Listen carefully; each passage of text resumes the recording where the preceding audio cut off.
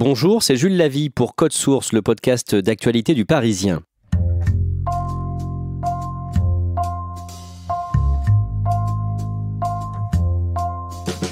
Après David et Victoria Beckham, c'est le nouveau couple star du PSG, un couple argentin.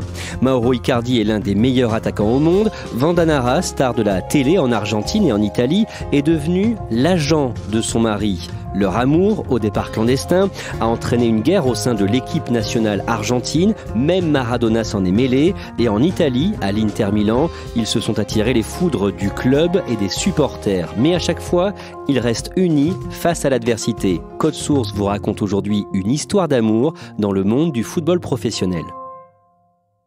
Avec nous, Yves Leroy et Christophe Bérard. Le mercato se termine le 2 septembre et la principale information, c'est l'arrivée de l'Argentin Mauro Icardi. Alors Mauro Icardi, c'est un joueur de football, il vient de l'Inter Milan, il est prêté au Paris Saint-Germain pour une saison avec une option d'achat. Il est argentin, il est assez grand, 1m81, il est tatoué de la tête aux pieds, c'est un beau gosse et c'est un des meilleurs buteurs du continent. Icardi, che gol! Mamma mia! Passa in vantaggio l'Inter, ancora una volta con Icardi! Coordinazione perfetta! Gol d'Argentina! Llega Icardi! Icardi! Le goleador, la star de l'Inter, Mauro Icardi! C'est quel type de personnage Icardi ? C'est un peu contradictoire puisque c'est quelqu'un qui peut être très bling-bling. Au-delà de ses tatouages, il aime les belles voitures, il a eu un gros 4x4 doré, il a eu des Rolls-Royce. Mais à côté de ça, c'est un garçon qui est décrit comme discret, qui aime aussi la pêche et la chasse. Et quand on parle d'Icardi, il faut forcément aussi parler de sa femme, Vandanara. Pourquoi est-elle aussi importante ? Elle est importante parce qu'évidemment c'est sa femme, mais c'est aussi, et c'est une curiosité dans le football, c'est également son agent. C'est elle qui représente ses intérêts depuis 4 ans désormais, et elle défraye un petit peu la chronique par rapport à une activité assez forte sur les réseaux sociaux. Alors on va voir pourquoi et comment Icardi est arrivé à Paris et pourquoi on risque d'entendre beaucoup parler de ce couple cette saison. Yves Leroy, Icardi grandit dans un quartier difficile en Argentine. Oui, à Rosario, tout à fait, une ville qui est aussi connue pour avoir vu grandir Lionel Messi ou André Di Maria par exemple, donc une ville de football. Il est d'un milieu modeste, il a aussi habité pendant quelques mois dans des locaux du petit club où il jouait à l'époque. Son père est boucher et il vient en Europe parce que ses parents sont en difficulté financière. Son père vient chercher du travail, il va travailler dans un restaurant aux Canaries. Et donc il quitte l'Argentine à l'âge de 8 ans pour les îles Canaries en Espagne. Christophe Bérard, où grandit Vandanara et dans quel milieu ? Elle grandit en Argentine, à Buenos Aires, dans un milieu très aisé. Son père était concessionnaire de voitures et son destin bascule un petit peu vers 13 ans quand dans la rue, elle est castée par une responsable d'une agence de mannequins pour enfants qui lui propose de faire des défilés. Elle accepte et son destin bascule ainsi.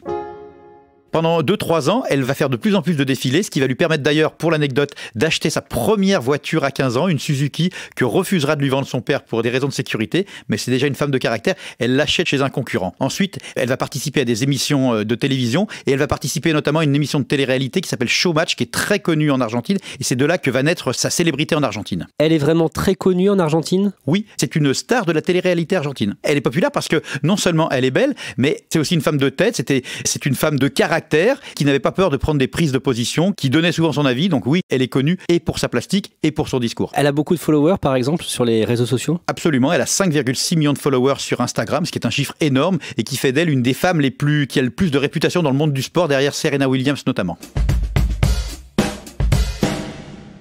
Et dans sa famille, on n'aime pas le foot et pourtant elle va se marier en 2008 avec un international argentin, Maxi Lopez. Maxi Lopez, qui est un attaquant brillant, qui à l'époque joue au FC Barcelone, donc elle va accepter de traverser l'océan pour vivre avec lui, poursuivre son histoire d'amour et elle va le suivre tout au long de ses changements de club. Et puis la relation va durer puisqu'elle va se marier en mai 2008 avec lui et elle va lui donner 3 garçons. Pendant ce temps, où joue Icardi ? Alors Mauro Icardi, en 2008, il a 15 ans et il arrive au FC Barcelone, au centre de formation du Barça, l'un des plus célèbre du monde. Il a été repéré aux îles Canaries où il joue. Ça se passe moyennement parce que c'est vraiment un buteur, un attaquant. Il rentre pas vraiment dans l'ADN du FC Barcelone qui est plus basé sur le jeu et donc il va partir à 18 ans pour l'Italie et pour la Sampdoria Gênes. Icardi va devenir ami avec le couple Vandanara-Maxi Lopez. À cette époque, les deux joueurs et Vandanara se retrouvent tous à la Sampdoria de Gênes, où évoluent donc les deux joueurs. Mauro Icardi a 20 ans, c'est un jeune joueur espoir argentin. Évidemment, Maxi Lopez, déjà international, plus vieux, le prend sous son aile, un peu comme une espèce de petit frère. Et petit à petit, le couple Vandanara-Maxi Lopez va se lier d'amitié avec Mauro Icardi. L'apogée de cette amitié sera que, notamment à l'été 2013, Lopez et Vandanara invitent le jeune Mauro Icardi à passer une partie des vacances sur un yacht en Méditerranée. Et en 2013, justement, Vandanara part avec Icardi. Exactement, parce que le couple, à ce moment-là, connaît de gros problèmes. Alors, chacun s'accusera mutuellement d'infidélité, mais le couple part un petit peu à volo. Et à un moment, Vandanara racontera qu'elle s'est retrouvée seule à la maison et que petit à petit, elle s'est confiée à ce jeune, parce qu'il y a 6 ans d'écart, à ce jeune Mauro Icardi. Et petit à petit, l'amitié s'est transformée en amour. Et quelques mois après, Icardi décide de partir avec elle. Un mot a même été inventé suite à cette histoire. C'est ça, un peu comme en France, on avait inventé le terme zlatané pour rendre hommage à Zlatan Ibrahimovic. Zlatané, c'était humilier son adversaire. En Argentine, il y a le verbe icardear. Icardear, pour les Argentins, ça signifie partir avec la femme de son meilleur ami. Sortir avec la femme d'un coéquipier, visiblement, c'est très mal vu dans le monde du football professionnel. C'est très très mal vu, alors que pourtant le monde du milieu professionnel n'est pas forcément un parangon de vertu, mais il y a une règle un petit peu non dite, on ne part pas, on ne regarde pas la femme de son meilleur ami, donc les dégâts ont été énormes dans le vestiaire, non seulement le vestiaire de la Sampdoria de Gênes, mais aussi dans la sélection argentine. Clairement, il a été mis de côté parce que Maxi Lopez avait des relais dans cette équipe, notamment Mascherano et surtout Lionel Messi, et il a fait en sorte que Mauro Icardi, pourtant très fort déjà à cette époque avec l'Inter, ne soit plus sélectionné. Le grand Diego Maradona lui-même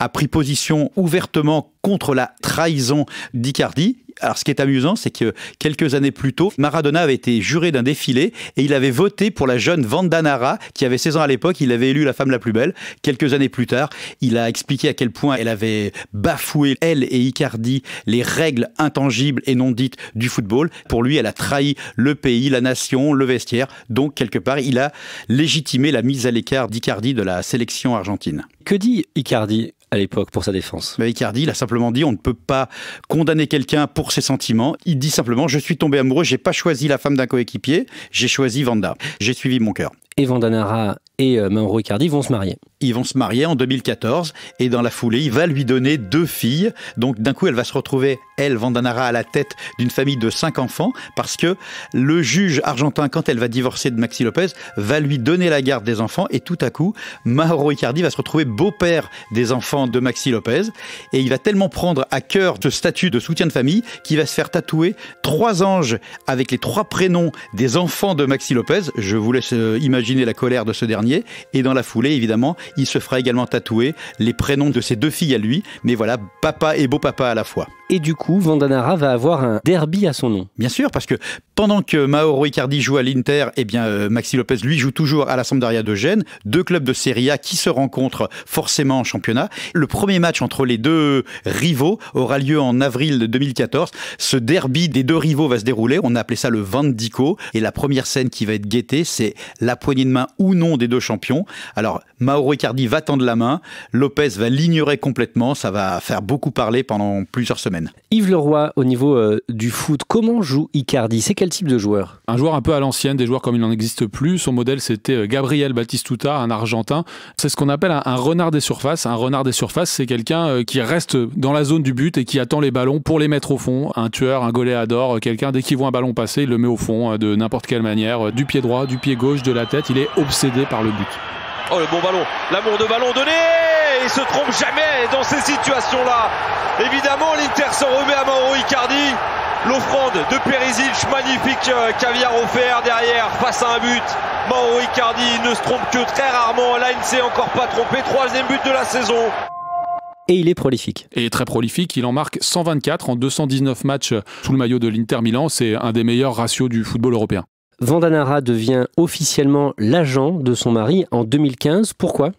Mauro Icardi dit se lasser de sa relation avec son agent historique. En parallèle, à la maison, il demandait beaucoup de conseils à Vanda et à un moment, il lui a dit écoute, tu es de si bons conseils que c'est à toi que je vais donner mon mandat d'agent. Il faut savoir qu'à cette époque, la déréglementation voulue par la Fédération internationale autorise quelqu'un qui n'a pas une licence d'agent à devenir agent de joueur. Vandanara va sauter sur cette occasion pour devenir officiellement l'agent de son mari. Et Vandanara, elle adore négocier. Elle adore négocier parce qu'elle le faisait déjà avec ses propres contrats avec des marques de luxe quand elle était mannequin et elle va utiliser ce savoir-faire pour négocier 2 fois de suite avec les dirigeants de l'Inter de Milan et le résultat il est là.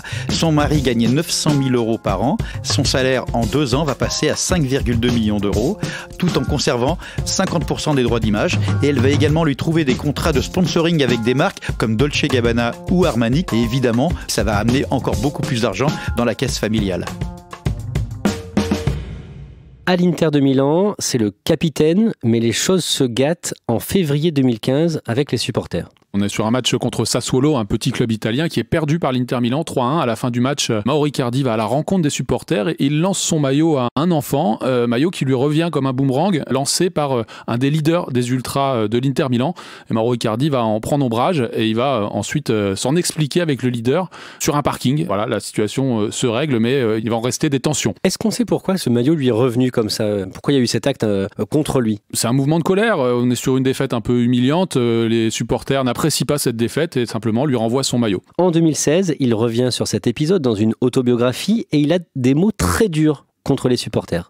Ça va faire scandale puisqu'il raconte une discussion qu'il a eue à l'époque avec ses propres dirigeants et il dit « Ils ne savent pas d'où je viens du quartier avec le plus fort taux de criminalité d'Argentine, je vais leur ramener 100 criminels qui les tueront un par un où qu'ils soient ». Ça créera un conflit et ensuite ce passage sera retiré de la réédition de son autobiographie. Vandanara critique le club à la télé italienne où elle est chroniqueuse.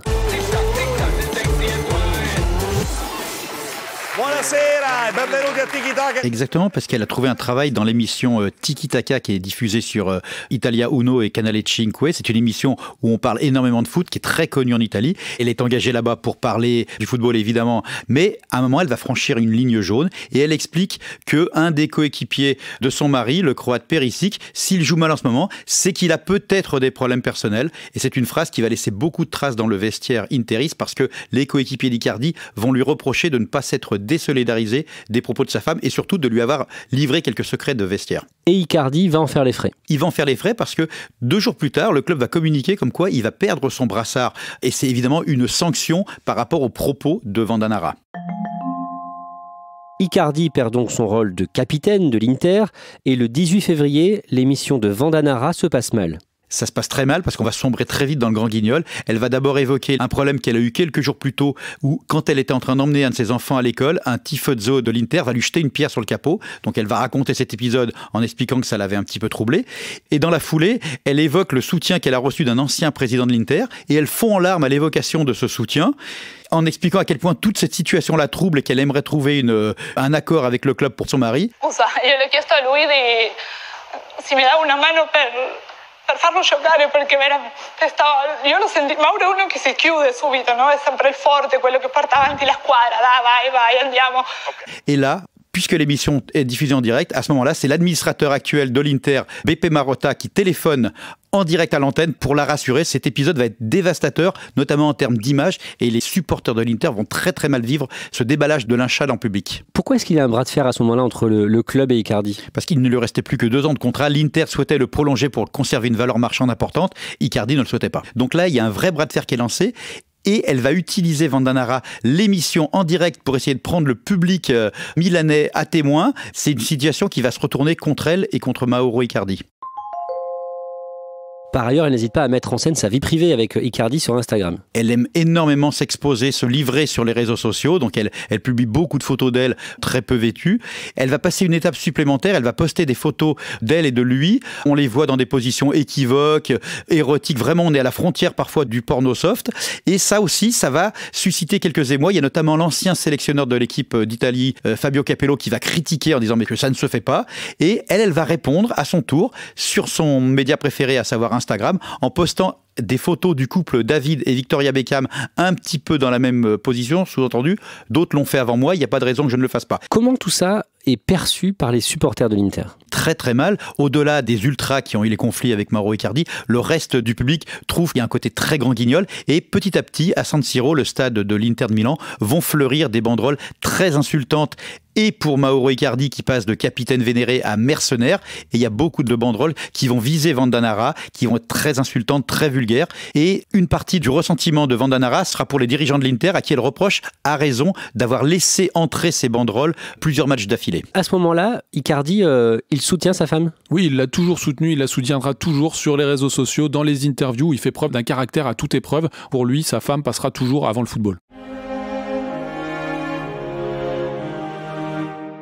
Au printemps dernier, Icardi est écarté du groupe. Quand il perd son brassard, il est vexé, il va prétexter une blessure au genou pour ne pas jouer et ensuite ça va traîner pendant plusieurs semaines. Il va simplement revenir en fin de saison, faire une fin de saison un peu moyenne et marquer quand même quelques buts, surtout sur penalty. Comment se fait le rapprochement avec le PSG ? Le rapprochement, il va se faire sur le tard, puisque tout l'été, on sait que Mauro Icardi est à vendre, puisqu'il y a de nouveaux conflits avec son club pendant l'été. Le PSG va attendre les derniers jours pour vraiment accélérer sur ce dossier, après avoir étudié d'autres pistes en attaque. Lui, Mauro Icardi, il a refusé d'autres clubs, et puis face à la deadline de la fin du mercato approchant, son entourage va réussir à le convaincre qu'il faut partir, et à ce moment-là, le PSG est en embuscade pour réaliser une excellente affaire.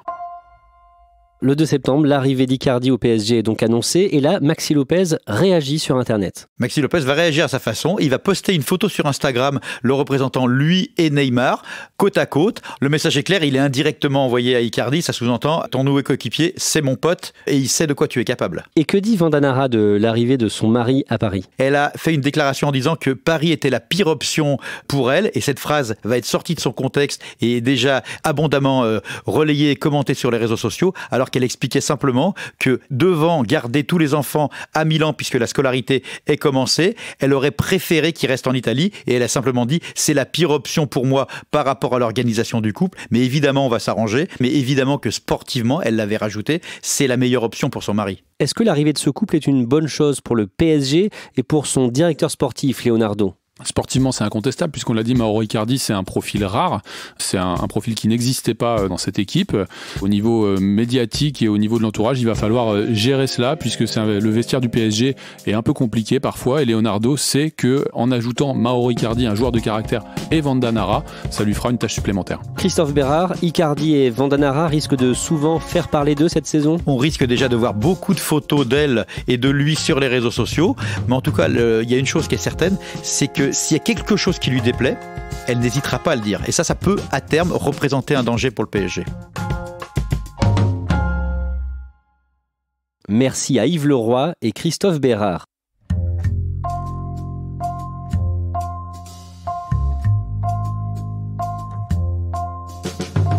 Code Source est le podcast d'actualité du Parisien.